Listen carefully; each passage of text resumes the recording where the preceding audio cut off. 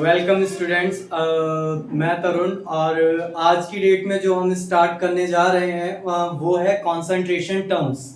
Concentration terms बेटा आपके 11th के पॉइंट ऑफ व्यू से भी है इम्पोर्टेंट, बोर्ड के पॉइंट ऑफ व्यू से भी है इम्पोर्टेंट और नीट और जेई लेवल के पॉइंट ऑफ व्यू से भी बहुत ज़्यादा इम्पोर्टेंट है, क्योंकि यहाँ से एटलीस्ट 2 क्वेश्चंस हर बार आते हैं। आपके जेई में भी आते हैं, बोर्ड्स में भी आते हैं और नीट में भी आते हैं। तो कंसंट्रेशन टर्म्स को हम स्टार्ट कर रहे हैं।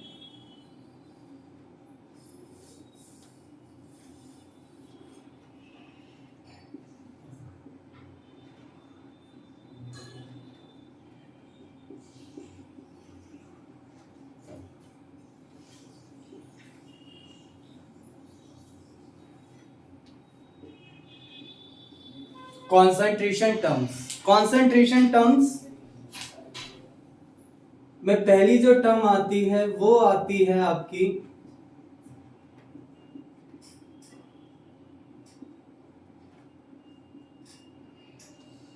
परसेंटेज।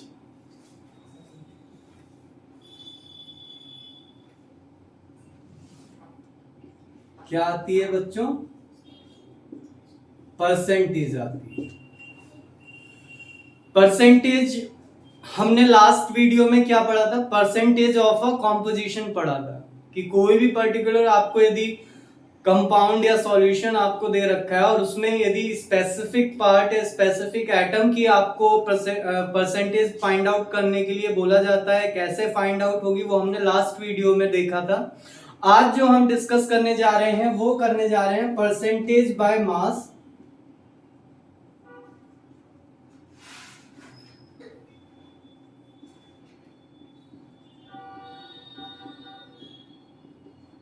क्या डिस्कस करेंगे आज हम? Percentage by mass.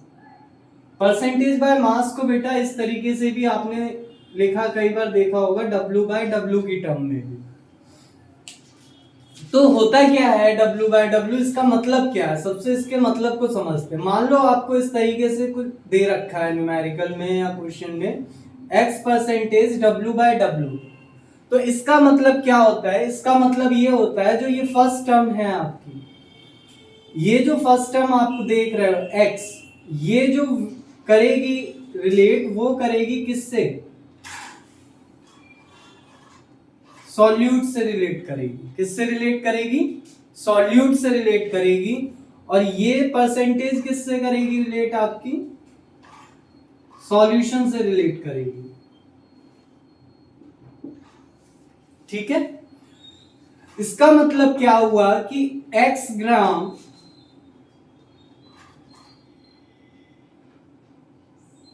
of solute present in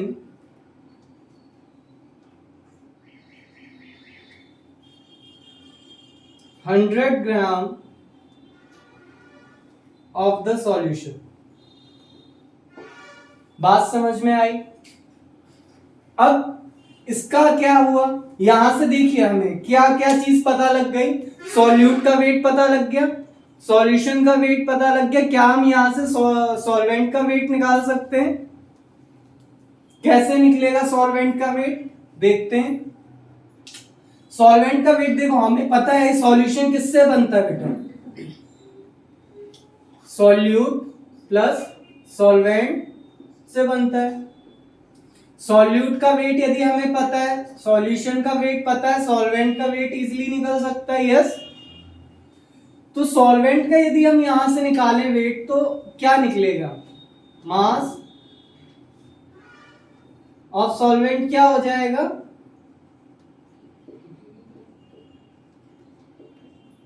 hundred minus x हो जाएगा। बात समझ में आई? ये चीज हो गई आपका किसके लिए? परसेंटेज बाय मास के लिए हो गई। ठीक है? अब यदि मान लो x परसेंटेज आप W/V लिखा हो तो वही सेम चीज ये किसको रिलेट करेगी, x किसको रिप्रेजेंट करेगा, सॉल्यूट को रिप्रेजेंट करेगा, परसेंटेज किसको रिप्रेजेंट करेगा, आपका सॉल्यूशन को करेगा। ठीक है, अब इसका मतलब क्या हो गया, इसका मतलब ये हो गया कि x gram of solute dissolved in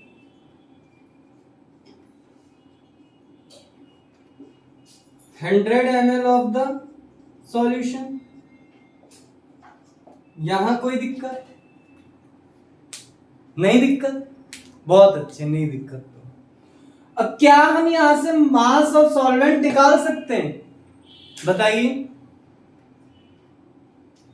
नहीं निकाल सकते, क्यों, क्योंकि यहां जो यूनिट है वो किसकी है, मास की, और यहां जो यूनिट है वो किसकी है बेटा, वॉल्यूम की। यदि हम ऐसा करेंगे तो भैया डायमेंशन सिस्टम क्या करेगा, बुरा मान जाएगा, ये चीज ध्यान रखिएगा। यदि अब तीसरी टर्म इसमें क्या आती है, तीसरी टर्म इसमें आती है, मान लो x परसेंटेज आपको V/V दे रखा हो, तो इसका मतलब क्या हुआ,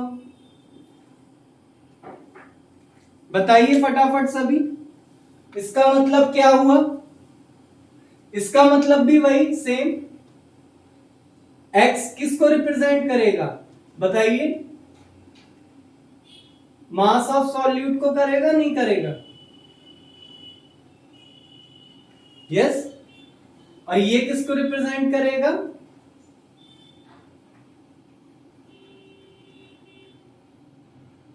ये किसको रिप्रेजेंट करेगा, ये करेगा आपको सॉल्यूशन को करेगा। तो इसका मतलब क्या हो जाएगा, x, अब देखो यहां क्या है बेटा, वॉल्यूम है, यहां क्या है, वॉल्यूम, वॉल्यूम मतलब x ml हो जाएगा, x ml of the solute dissolve in 100 ml of the solution, जैसे यहां किया था हमने, यहां किया था, यहां किया था, ठीक है। तो इसका मतलब क्या हो जाएगा, यहां से देखो क्या है, मास ऑफ सॉल्वेंट आप निकाल सकते हो, क्या हो जाएगा 100 माइनस x ml। बात समझ में आई। यहां देखो क्या है, यदि वॉल्यूम की टर्म में हम पढ़ रहे हैं तो इसको हम क्या बोलेंगे, वॉल्यूम की, वॉल्यूम लेके चलेंगे, क्या लेके चलेंगे, वॉल्यूम की टर्म में लेके चलेंगे।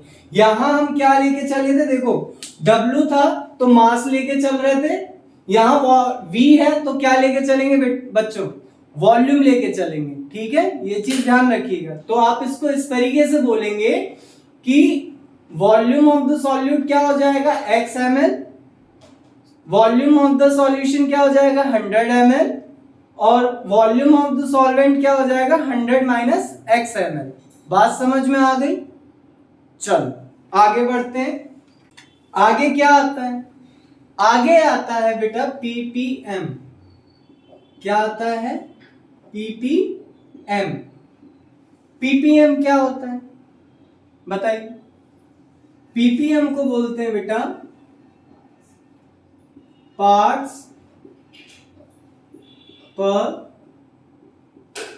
मिलियन, क्या बोलते हैं, पार्ट्स पर मिलियन।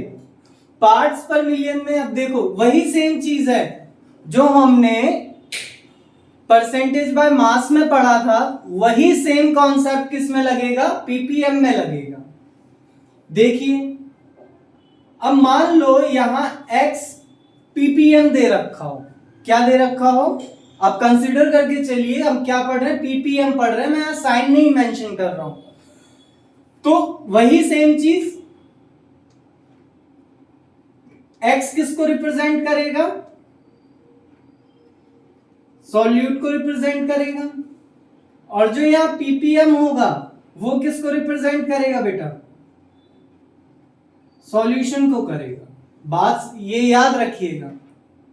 अब एक चीज समझ के चलिए, यदि मैं यहां से आपसे ये पूछूं कि मास ऑफ द सॉल्यूट कितना हो गया, मास ऑफ द सॉल्यूट क्या हो गया, मास ऑफ द सॉल्यूट हो गया आपका x ग्राम। ठीक है, अब देखिए पीपीएम, अब पीपीएम को यहां, अब देखिए मास ऑफ सॉल्यूशन आप निकालेंगे तो क्या होगा, मास ऑफ सॉल्यूशन,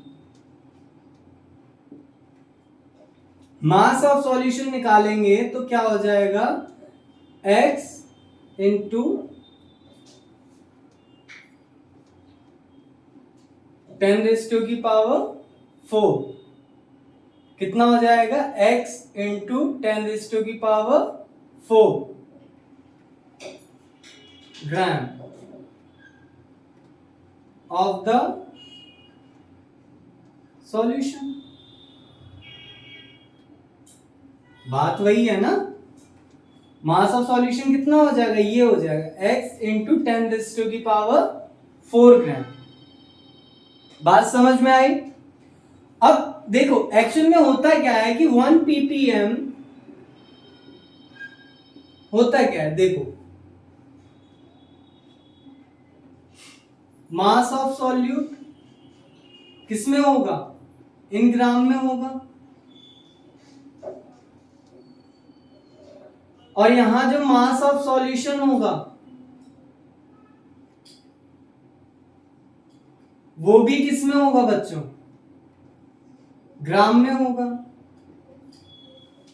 ठीक है, बात समझ में आ रही है। और ppm है तो ये कितना हो जाएगा, इंटू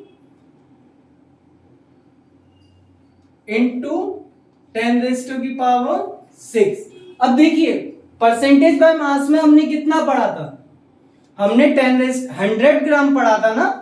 100 ग्राम को हम क्या लिख सकते हैं, क्या इसको ऐसे नहीं लिख सकते 100 ग्राम को 10⁻²⁰ ग्राम ऑफ द सॉल्यूशन। जब इसको यहां से आप सॉर्ट आउट करोगे तो यहां से क्या आ जाएगा, x इंटू 10⁻⁴, सॉरी क्या आएगा, प्लस आएगा, 10⁻⁴ ग्राम हो जाएगा। बात समझ में आई, गुड। आगे देखते हैं, अब यही देखना, रिलेशन आप लेके चलना। अब आगे जो आता है पीपीबी आता है, क्या आता है, पीपीबी। पीपीबी क्या होता है,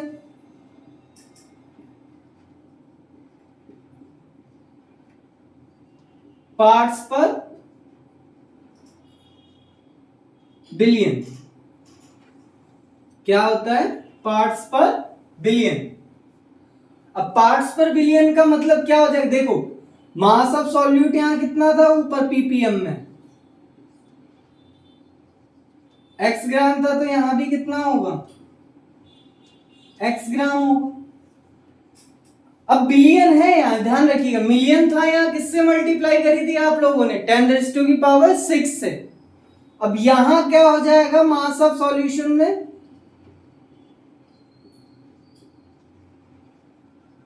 मास ऑफ सॉल्यूशन में हो जाएगा x इंटू 10⁻⁷ हो जाएगा, क्योंकि बिलियन में क्या होता है 10⁹ मल्टीप्लाई हो जाएगा यहां पे। क्लियर है, तो ये चीज आपको रिलेशन याद रखना है, आपको ध्यान रखिए, क्योंकि यहां से कई बार क्वेश्चन नीट और जेई लेवल में आया है, इसलिए बोल रहा हूं, क्योंकि ये टर्म्स इंपॉर्टेंट है, पीपीएम एंड पीपीबी। ठीक है, बात समझ में आई। एक बार और देख लेते हैं क्या था, पीपीएम में क्या था, पार्ट्स पर मिलियन था। पार्ट्स पर मिलियन मतलब x gram of the solute present in x into 10⁻⁴ gram of the solution. बात समझ में आई। दूसरा क्या था, बिलियन था। बिलियन में क्या था, मास ऑफ सॉल्यूट कितना हो जाएगा, x ग्राम, और मास ऑफ द सॉल्यूशन क्या हो जाएगा, x into 10⁻⁷ gram of the solution. Clear है, चलिए आगे। अगली जो टर्म आ रही है वो क्या आ रही है, mole fraction. Mole fraction. Mole fraction क्या होता है? देखिए समझते हैं मोल फ्रैक्शन को।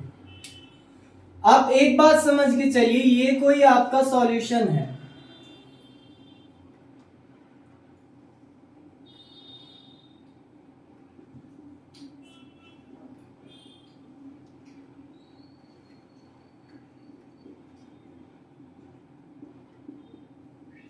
कोई भी सॉल्यूशन हो सकता है भाई। सॉल्यूशन है तो क्या होगा? सॉल्यूट भी होगा, सॉल्वेंट भी होगा। हमने मान लिया इसमें क्या है, N1 mole of the solute. अब मान लिया दूसरा N2 मोल क्या है, सॉल्वेंट का है। बात समझ में आ रही है? अब यहां से यदि moles of total mole of solution निकालता हूं तो क्या होगा, N1 प्लस N2 होगा या नहीं होगा बच्चों? होगा ना। Very good. अब देखो मोल फ्रैक्शन को रिप्रेजेंट किससे करते हैं? मोल फ्रैक्शन को बेटा रिप्रेजेंट करते हैं किससे? x टर्म से रिप्रेजेंट करते हैं। ठीक है। अब यदि मान लो x1 यदि हमें फाइंड आउट करना है, देखिए मोल फ्रैक्शन होता क्या है? मोल फ्रैक्शन होता है ratio of the number of moles of the component to the total number of moles of the solution. क्या होता है? It is the ratio of the number of moles of the component to the total number of moles of the solution होता है। ठीक है। तो number of moles of the component हमें किसके लिए निकालना है? 1, और 1 को हमने क्या कंसीडर किया था? सॉल्यूट। तो यदि रेशियो हमें किसका निकालना? Number of moles of the component N1 upon में क्या था? Total number of moles of the solution. Total number of moles of the solution आपका क्या आया बच्चों? N1 प्लस N2 आया। यस, बात समझ में आई? अब सिमिलरली x2 यदि आप निकालोगे तो क्या होगा? N2 N1 plus N2। Clear है? चलिए देखते हैं आगे। यदि मैं इन दोनों कंपोनेंट के मोल फ्रैक्शन को सम करता हूं तो देखिए किसके इक्वल आता है। यदि मैं इन दोनों वैल्यूज को ऐड करता हूं तो देखिए एलसीएम N1 प्लस N2 आएगा। यदि आप एलसीएम लेंगे तो N1 प्लस N2 होगा। N1 प्लस N2 अपॉन में N1 plus N2 cancel out हो गए। टोटल किसके इक्वल हो जाएगा बच्चों? 1 के हो जाएगा, नहीं होगा? होगा ना। वेरी गुड, क्लियर है? चलिए आगे देखते हैं। ये तो हुआ एक कॉन्सेप्ट मोल फ्रैक्शन का। दूसरा कॉन्सेप्ट क्या आएगा? मान लीजिए इनका मैं रेशियो ले लेता हूं x1 upon x2, x1 upon में x2। अब देखिए जरा यहां से, यदि N1 अपॉन दिस कर रहा हूं अपॉन में यदि इस वैल्यू को मैं रखूंगा तो क्या होगा? देखिए क्रॉस मल्टीप्लाई क्या हो जाएगा? N1 प्लस N2 अपॉन में N2 हो जाएगा। अब N1 प्लस N2 से वो कैंसिल आउट होगा तो खाली रेशियो आपके पास क्या बनेगा? N1 plus N2। अब यहां से देखिए हमें एक चीज सीधी सीधी पता लग रही है, the ratio of the mole fraction of the component is equal to the number of moles of the component. किस टर्म में? रेशियो के टर्म में। मतलब मोल फ्रैक्शन का रेशियो कंपोनेंट्स के बराबर रहता है ratio of the number of moles of the component. Clear है? यहां से क्वेश्चन आता है। और एक कॉन्सेप्ट बेटा हमेशा याद रखिएगा जो मैं बताने जा रहा हूं, रेशो यदि दिया जाए या पूछा जाए, उसी को क्या मान लेना है, आपको एब्सोल्यूट वैल्यू मान लेना है। रेशो दिया जाए या पूछा जाए, उसी को आपको क्या मान लेना है, एब्सोल्यूट वैल्यू मान लेना है। क्लियर है? चलिए, ये होता है मोल फ्रैक्शन का कॉन्सेप्ट। समझ में आई बात? अब बेटा जो आगे की जो कॉन्सेंट्रेशन टर्म्स हैं, क्या क्या टर्म बच रही है आपकी, मोलरिटी बच रही है, मोलालिटी बच रही है, नॉर्मेलिटी बच रही है, और आपका स्ट्रेंथ बच रहा है। ये जो हम कॉन्सेंट्रेशन टर्म्स है, इनको हम स्टडी करेंगे नेक्स्ट वीडियो में। तो जब तक के लिए पढ़ते रहिए, क्वेश्चंस को सॉल्व करते रहिए, ठीक है, और पढ़ाई करते रहिए, जिससे कि सिलेक्शन भी तो लेना है ना, सभी को नहीं लेना है, लेना है ना? यस।